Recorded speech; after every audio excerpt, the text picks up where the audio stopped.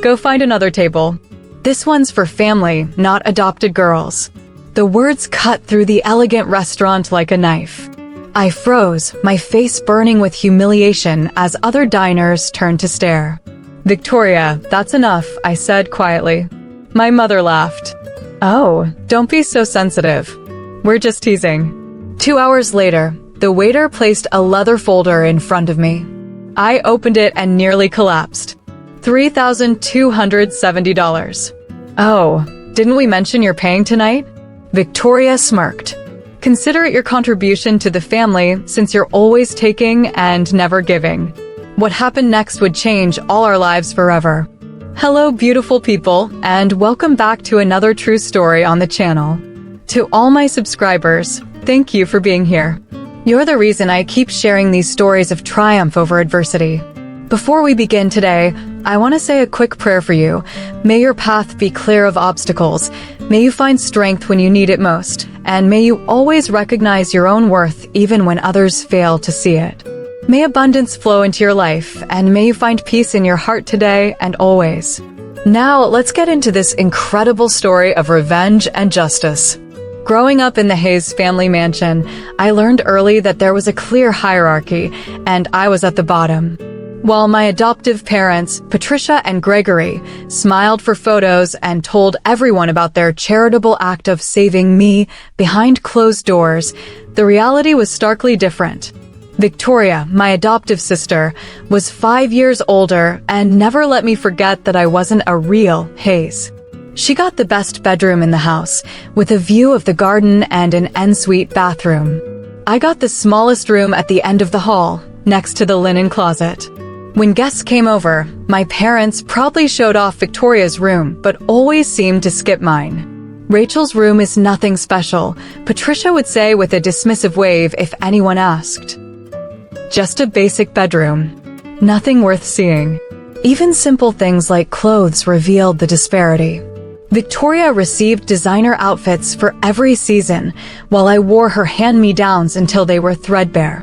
When I grew too tall for Victoria's old clothes, Patricia would reluctantly take me shopping at discount stores, sighing dramatically at the checkout counter. "We have to be practical with Rachel," she'd tell the cashier, loud enough for me to hear. "She's not as careful with nice things as our Victoria." One Christmas morning when I was 12, I watched Victoria unwrap the latest iPhone, while Kenneth received an expensive gaming system. I smiled politely when I opened my gift, a packet of socks and a math workbook. "Is this all?" I asked, immediately regretting the words. Gregory's face hardened. "Most adopted children have nothing, Rachel. You should be grateful for anything you get." "I'm sorry," I whispered, fighting back tears. "Thank you for the gifts." Victoria smirked. "Maybe next year, you can get your own presents if you save your allowance." "Victoria gets an allowance?" I asked, confused. I'd never received one. Patricia laughed nervously as a family friend glanced up with concern. "Rachel has such a vivid imagination," she said. "We treat our children exactly the same." But we all knew it wasn't true. College applications made the disparity even clearer. Victoria attended an elite private school, while I was sent to the local public school. "We've set aside college funds for our children," Patricia explained when I asked about my options. "You'll need to apply for scholarships and loans. It builds character." Through it all, only one person in the family treated me with genuine kindness: Grandma Dorothy, Patricia's mother. A self-made pharmaceutical entrepreneur, Dorothy had built her empire from nothing, amassing a fortune that dwarfed even her daughter's considerable wealth. Why do they treat me differently? I asked her one day when I was 15, sitting in her garden during one of our regular visits. Grandma Dorothy sighed, her eyes sad but kind. "Some people, Rachel, measure their worth by making others feel worthless. Your achievements threaten them because they haven't earned their own success." "But they're my family," I said, my voice breaking. She took my hands in hers. "Family isn't just blood, dear. Family is how you treat each other. And sometimes the family we choose matters more than the family we're given." "Did you choose me?" I asked quietly. Her eyes crinkled as she smiled. "Every single day, my darling." And I couldn't be prouder of the woman you're becoming. I took her words to heart.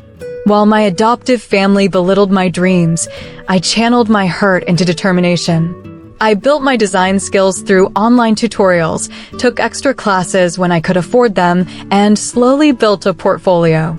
By the time I was 24, I had launched my own graphic design business.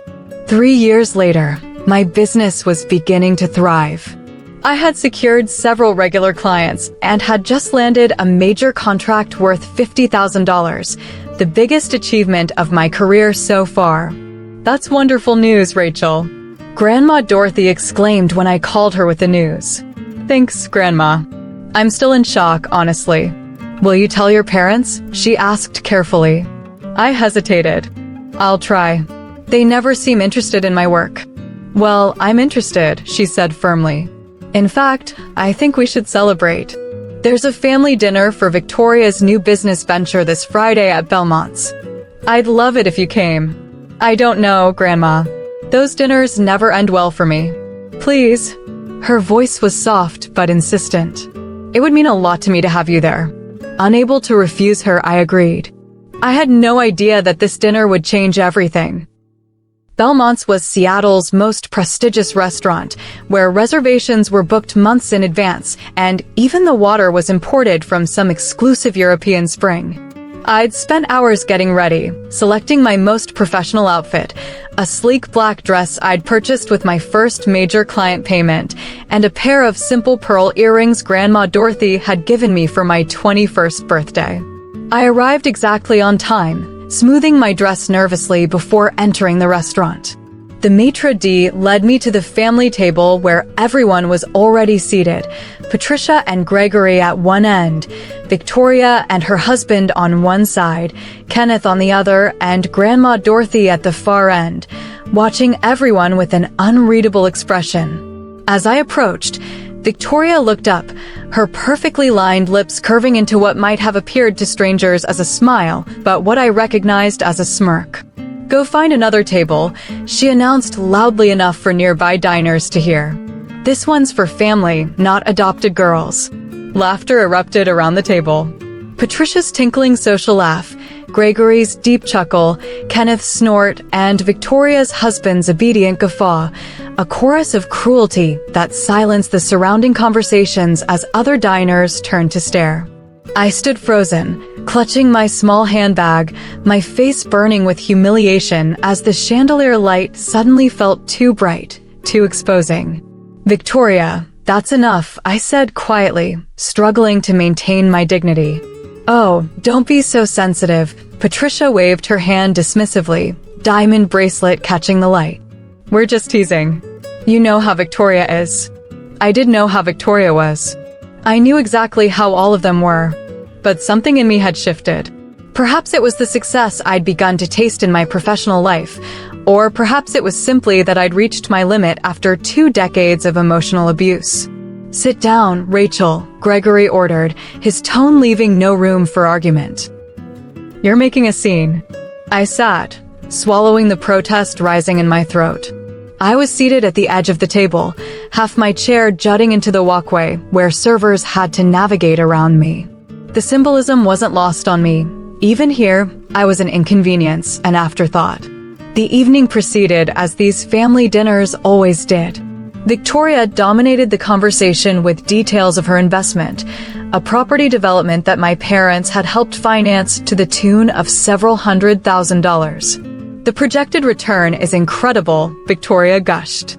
Daddy, your investment is going to double within 2 years. That's my girl, Gregory beamed. Always the business mind. Kenneth jumped in, eager for attention. Speaking of business success, my department exceeded targets by 30% this quarter. Well done, son. Gregory raised his wine glass. To Kenneth's continued success at the firm. And to Victoria's brilliant investment. Patricia added, Our children make us so proud. I sat silently, picking at my salad, invisible as always. After a moment, I cleared my throat. I actually have some good news too, I said hesitantly. I landed a major client this week. A national campaign worth $50,000. That's nice, dear. Patricia cut me off mid-sentence. Kenneth, tell us more about your bonus. By the time dessert arrived, I'd retreated into myself, the familiar numbness settling over me like an old coat. I picked at my creme brulee, wondering why I still subjected myself to these gatherings, why some part of me still hoped for acceptance that clearly would never come. Then the waiter approached with the check, and my stomach dropped as he placed the leather folder directly in front of me. I stared at it, confused. "What's this?" I asked. Victoria's laugh was sharp and bright. "Oh, didn't we mention you're paying tonight? Consider it your contribution to the family since you're always taking and never giving." Taking? The word came out strangled. "I've never asked you for anything. The roof over your head growing up, the food, the clothes." Patricia ticked off items on her fingers, the same hand that wore a ring worth more than my monthly rent. "We give you everything, Rachel. The least you can do is buy us dinner." My hands trembled as I opened the folder. The total made my vision blur, $3,270. They'd ordered the most expensive wines, multiple appetizers, premium steaks, and lobster tails. Kenneth had even ordered 3 desserts simply because he could. "I can't afford this," I whispered, panic rising in my throat. "Of course you can," Victoria said sweetly. "You just told us about your big client. $50,000, wasn't it? This is nothing to you now." The truth was that the $50,000 was spread over 6 months of work, and most of it was already allocated to business expenses, rent, and paying off the student loans my family had refused to help with. This single dinner would wipe out my emergency savings. But I couldn't make another scene. With shaking hands, I pulled out my credit card and placed it in the folder. The waiter whisked it away, and I forced myself to smile, to sip my water, to pretend this wasn't devastating me. Victoria was already talking about their upcoming vacation to Tuscany. My parents were planning to join them. Nobody asked if I wanted to come. They never did. When the waiter returned with my card and receipt, I signed with numb fingers. $3,270 for the privilege of being humiliated by people who were supposed to love me. "Well, that was lovely," Patricia said, dabbing her lips with her napkin. "Same time next month?" "Next month." They expected this to become a regular thing. I opened my mouth to protest, to finally say enough was enough, when a voice cut through the chatter. "Just a moment, please." Everyone fell silent. Grandma Dorothy, who had been quiet all evening, was standing at her end of the table. At 78, she still commanded attention, her silver hair perfectly styled, her posture straight as a rod. Something in her expression made my chest tighten. The restaurant seemed to hold its breath. "Mother, what is it?" Patricia asked, irritation creeping into her voice. "We were just about to leave." "Sit down, all of you." Grandma Dorothy's voice carried an authority that made even my father straighten in his chair. "I have something to say, and you're going to listen." Victoria rolled her eyes, but stayed seated. Kenneth checked his phone under the table. My parents exchanged confused glances. Grandma Dorothy's gaze swept across each of them before landing on me. Something flickered in her eyes, sadness maybe, or disappointment in everyone else. "I've been watching this family for years," she began, her voice steady but cold. "Watching how you treat Rachel, how you've always treated her." "Mother, really?" Patricia protested. "This isn't the time." "Be quiet." The command was so sharp that my mother actually obeyed. "I'm 78 years old, and I've spent the past few months thinking about my legacy, about where my money should go when I'm gone." The table went very still. My father's fork clinked against his plate as he set it down. Victoria's smug expression faltered. "We all know how this works," Grandma Dorothy continued. "The bulk of my estate goes to Patricia, then distributed among the grandchildren. That's what the current will says." I watched Victoria's face light up with greed. She'd been counting on that inheritance for years, planning elaborate purchases, making investments based on money she didn't even have yet. "But I've had my lawyer draw up a new will." Grandma Dorothy pulled an envelope from her purse. "Signed and notarized yesterday." The silence was suffocating. You could have heard a pin drop in the restaurant. You can't be serious, Kenneth said.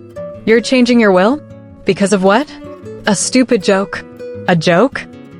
Grandma Dorothy's laugh was bitter. I've watched you all mock and belittle Rachel for over 2 decades. I've watched you exclude her, humiliate her, treat her like she's less than human, and tonight you made her pay for your excess while you laughed about it. We were just having fun, Victoria protested, but her voice wavered. Fun? Grandma Dorothy repeated the word like it tasted foul. You think cruelty is fun? You think making someone feel worthless is entertainment? My heart was pounding so hard I thought everyone could hear it. Grandma Dorothy walked slowly around the table until she stood beside me. Her hand rested gently on my shoulder. Rachel is the only one in this family who's shown true character, she said. She's worked for everything she has. Built a business from nothing with no help from any of you. She's kind, talented, and resilient despite your best efforts to break her spirit. Mother, you're being dramatic, Gregory said, but his voice lacked conviction. Am I? Grandma Dorothy's eyebrows rose. Patricia, when was the last time you asked Rachel about her life? Really? Asked and actually listened to the answer. My mother's mouth opened and closed like a fish out of water. Kenneth, have you ever congratulated your sister on her accomplishments? Ever acknowledged her success? My brother stared at his plate. Victoria, have you spent even one day treating Rachel like family instead of a servant? My sister's face flushed red with anger and embarrassment. So, here's what's going to happen, Grandma Dorothy said, her voice gaining strength. My entire estate, every dollar, every property, every investment is going to Rachel. The explosion was immediate. What? Victoria shrieked, jumping to her feet. You can't do that. That's not fair. Kenneth slammed his hand on the table. Grandmother, think about what you're saying. Rachel isn't even really family, Patricia pleaded. You're talking about billions of dollars. Stop.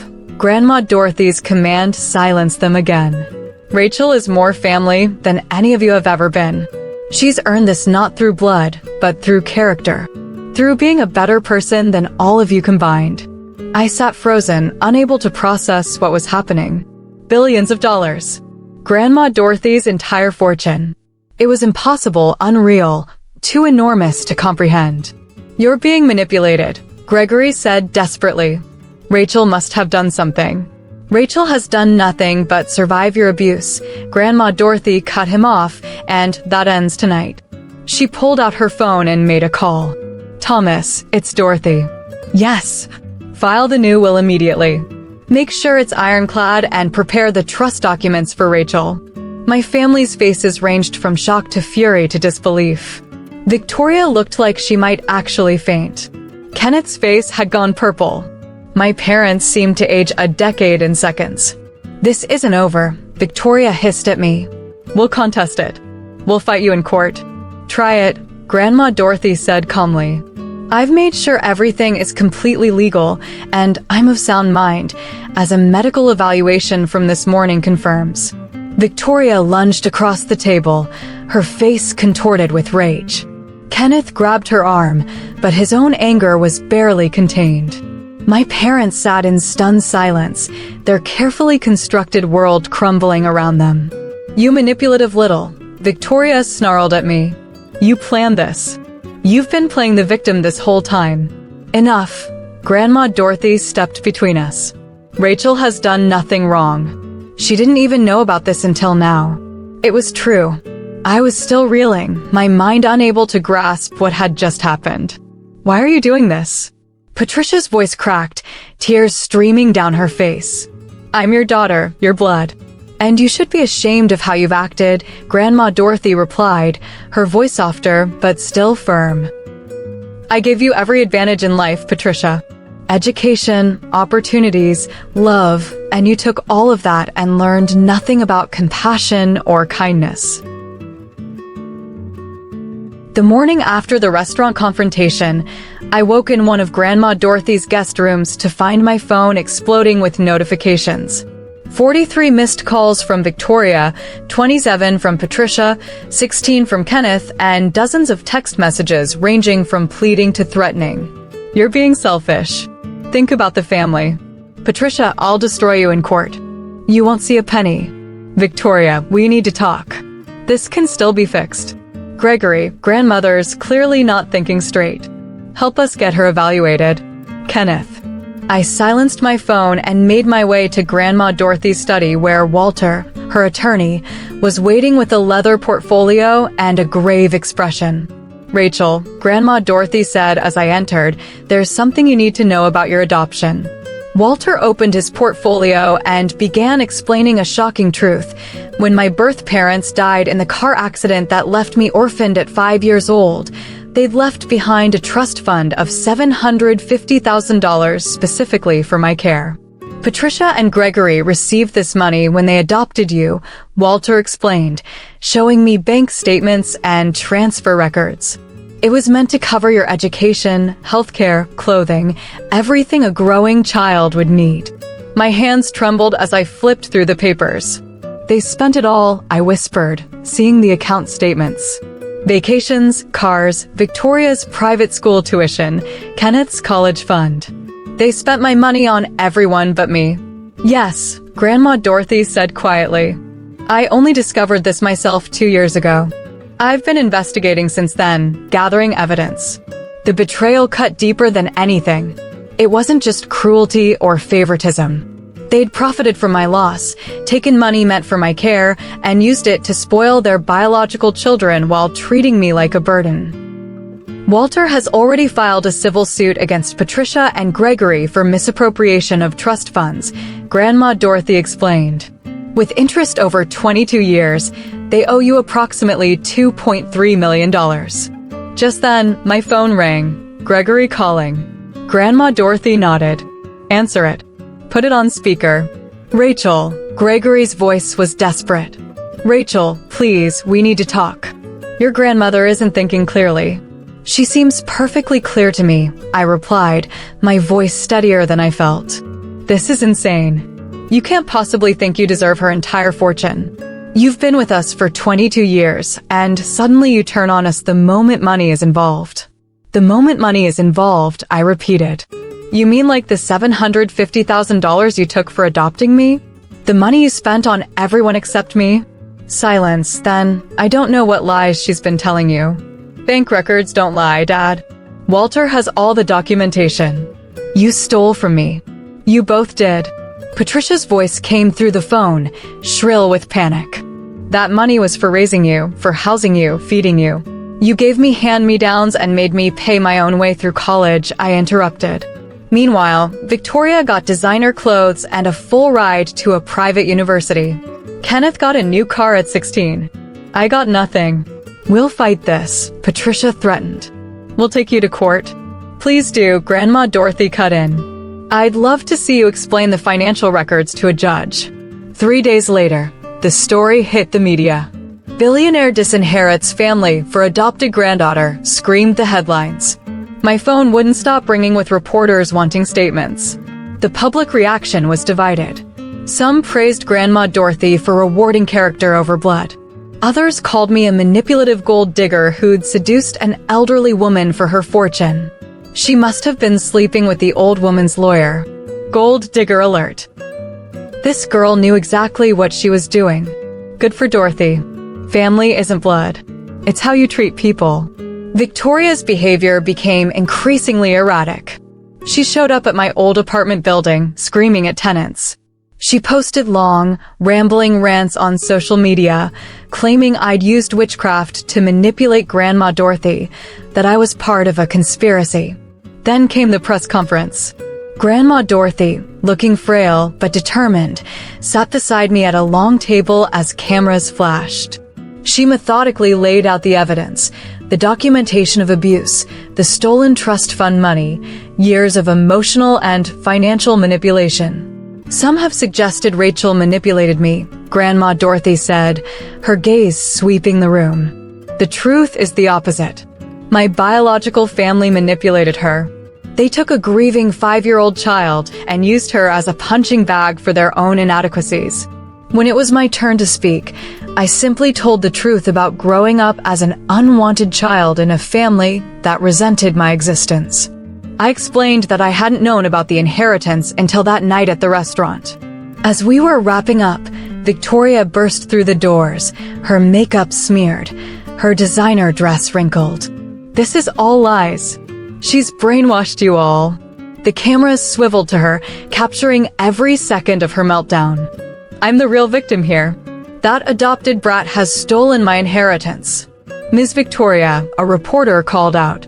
What about the allegations that your parents stole trust fund money meant for Rachel? That money was ours. We earned it by raising her ungrateful self. The cameras caught everything, her admission, her rage, her complete lack of remorse. As Victoria was escorted out, still screaming threats, the narrative shifted. Victoria had given the media the villain they needed, and it wasn't me. Her viral meltdown destroyed any credibility my family might have had. Social media exploded with commentary supporting me and condemning them. Legal experts weighed in, all agreeing that Victoria's admission had essentially torpedoed any chance of contesting the will. Their legal case just collapsed, Walter told me afterward. Victoria's admission that they earned the trust fund money by raising you is essentially a confession to misappropriation of funds. The district attorney's office reached out, considering fraud charges against Patricia and Gregory.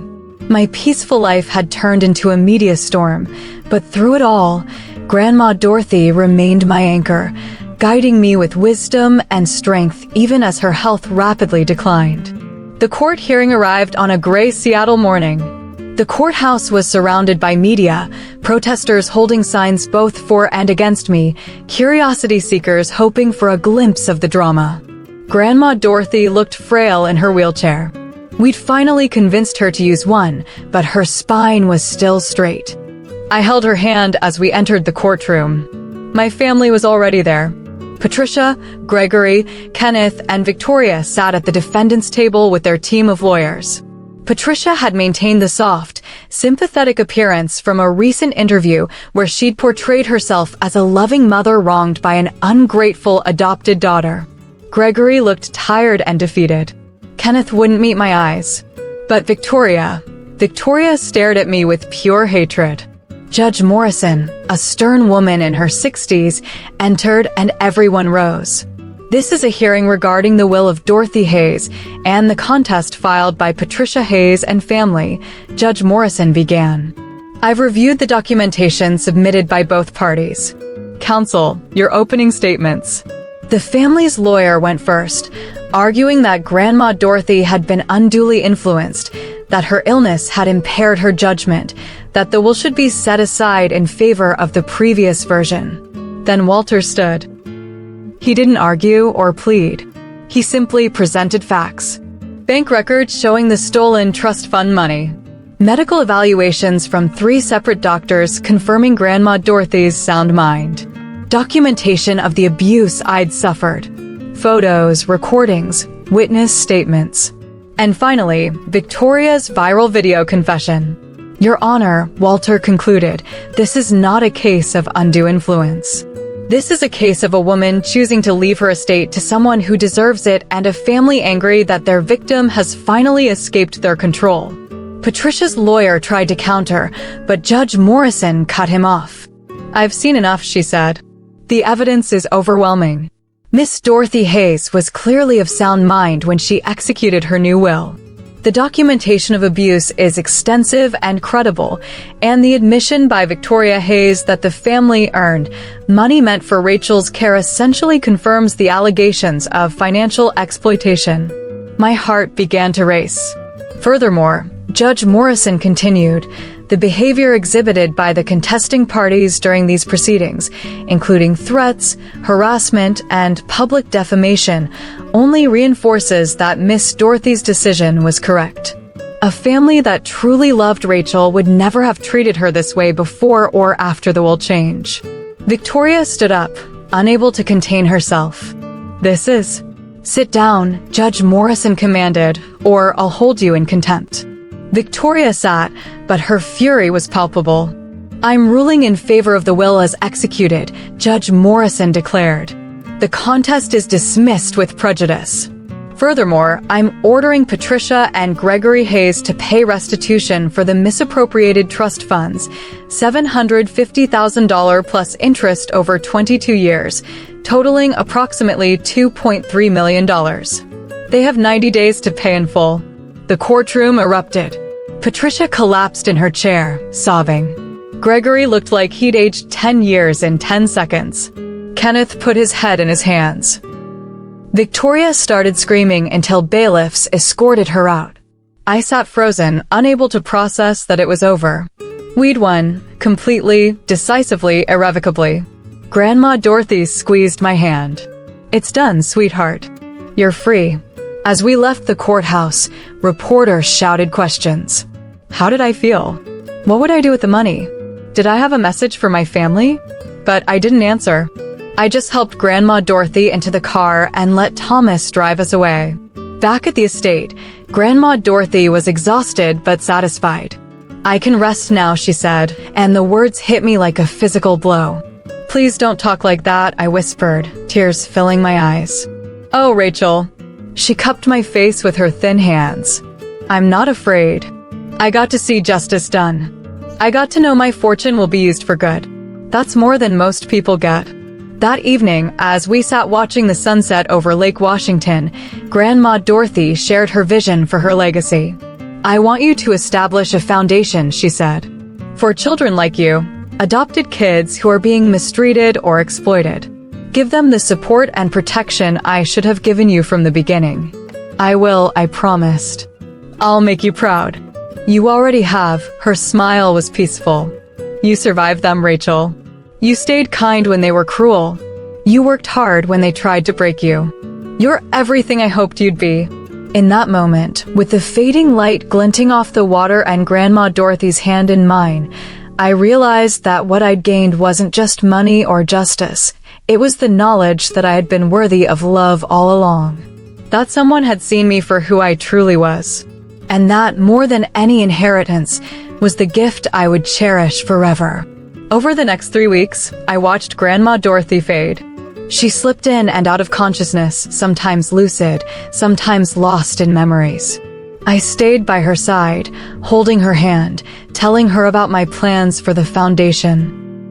I wanted to start something to help adopted children who were being abused or exploited.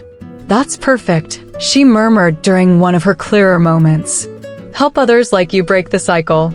She died on a Tuesday morning with me holding her hand and the sun streaming through the window. Her last words were, "Thank you for being my real family."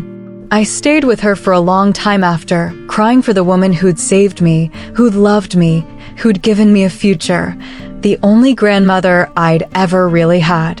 The funeral was private, just me, Thomas, Walter, and a few of Grandma Dorothy's close friends. Patricia tried to crash it and was turned away by security, causing yet another scene that made the local news.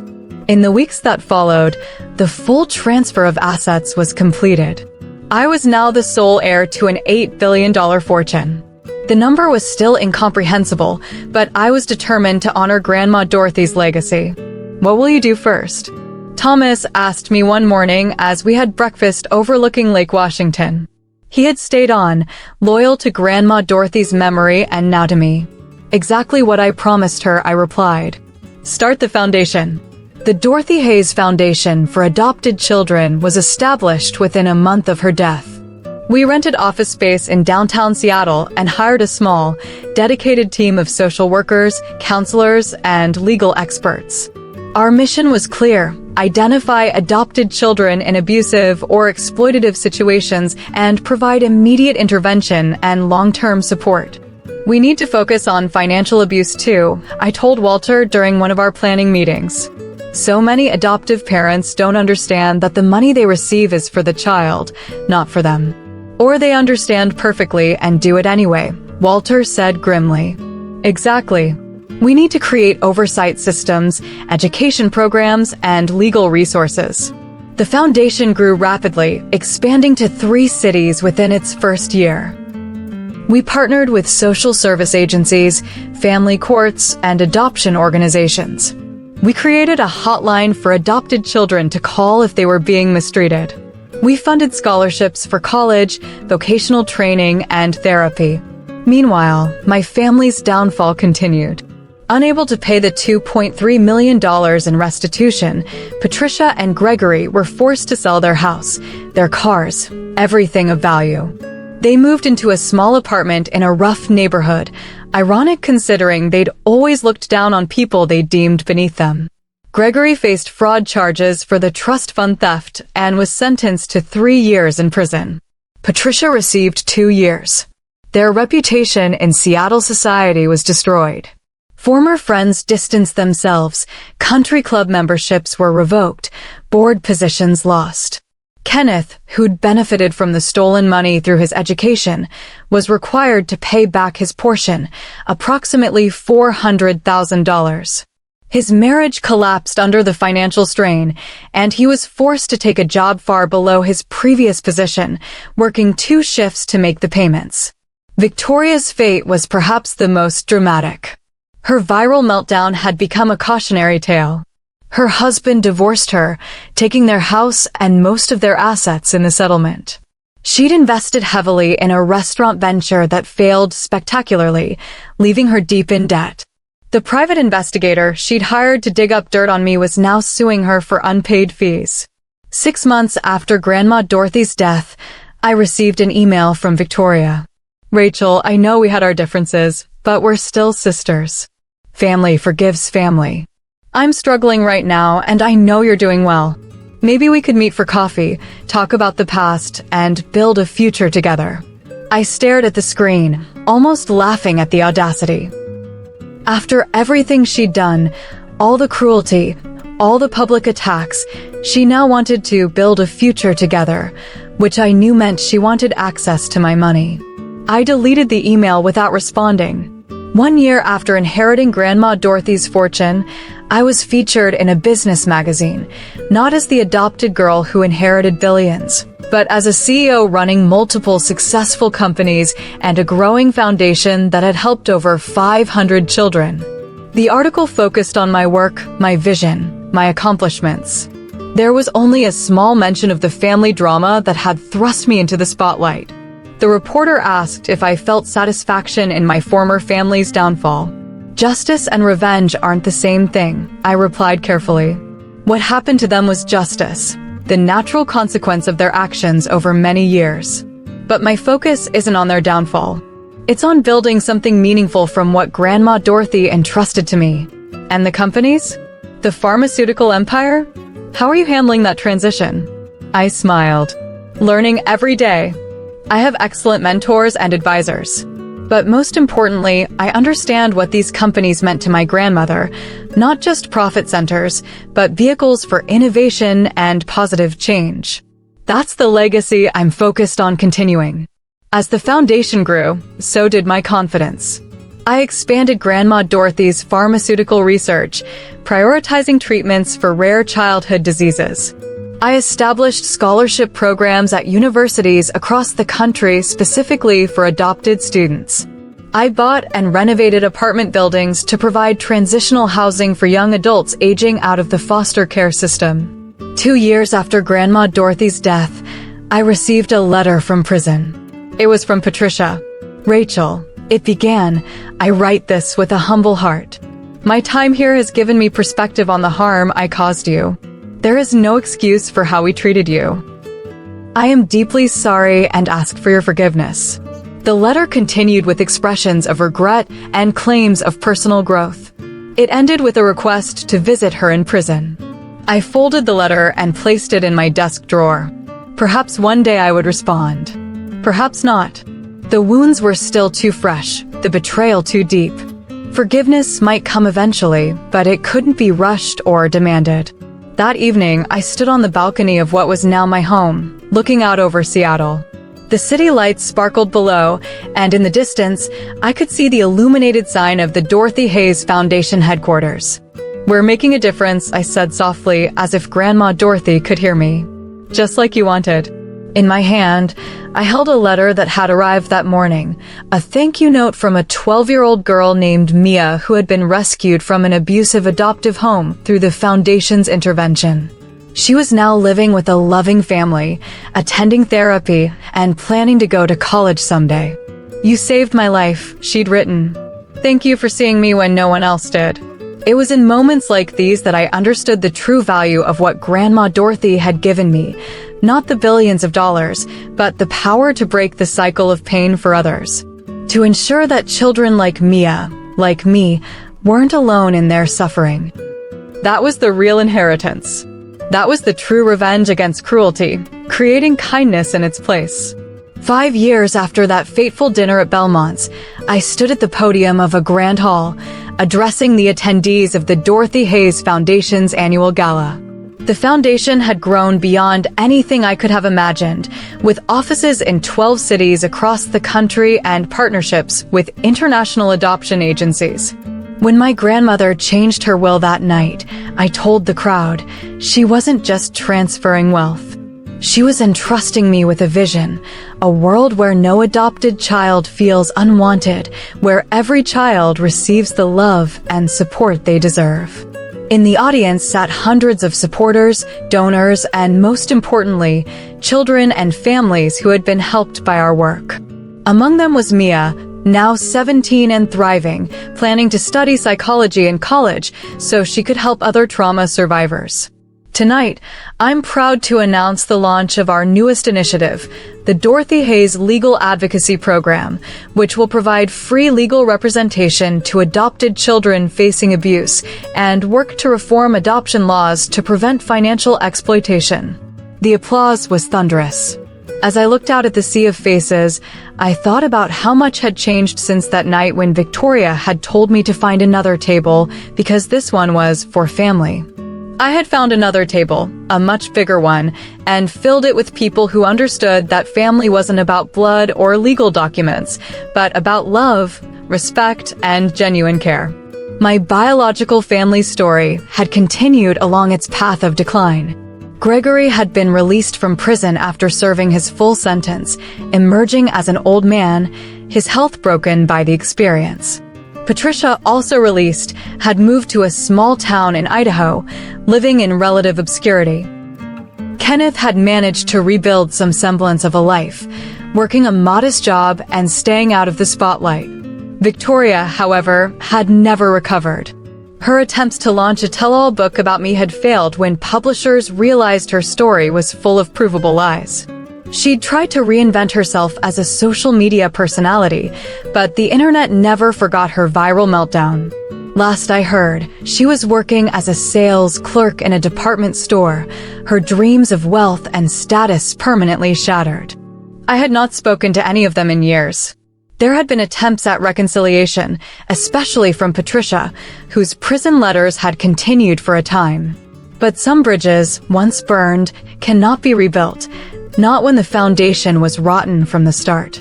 After the gala, I returned to Grandma Dorothy's estate, my home now, though I'd redecorated parts of it while preserving her study exactly as she'd left it. I often sat in her chair, feeling close to her as I made decisions about the companies and foundation.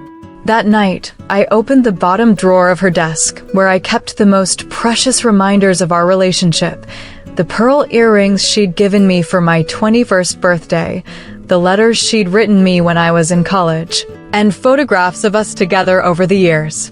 Among these treasures was a sealed envelope I'd never opened, marked for Rachel, when you're ready. Grandma Dorothy had given it to me just days before she died, telling me to open it when I felt the time was right. 5 years had passed. Perhaps I was finally ready.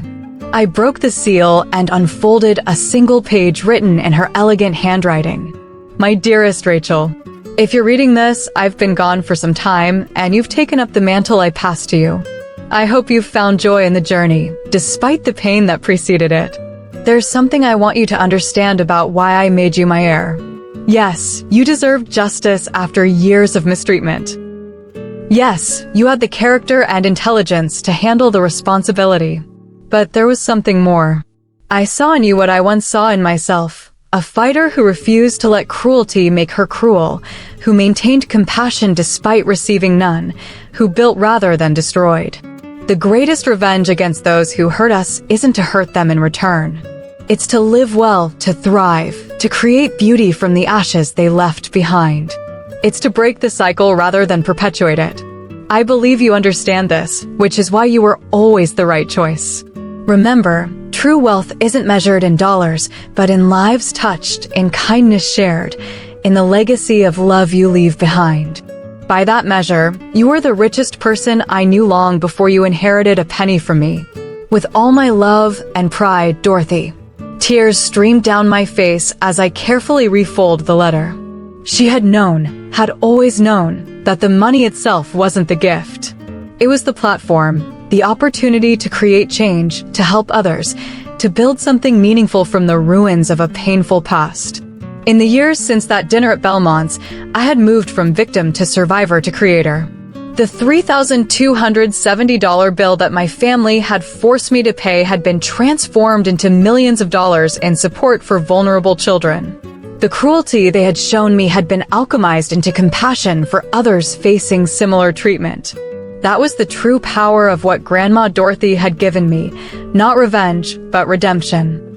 Not just for myself, but for every child who would never have to endure what I did because of the work we were doing.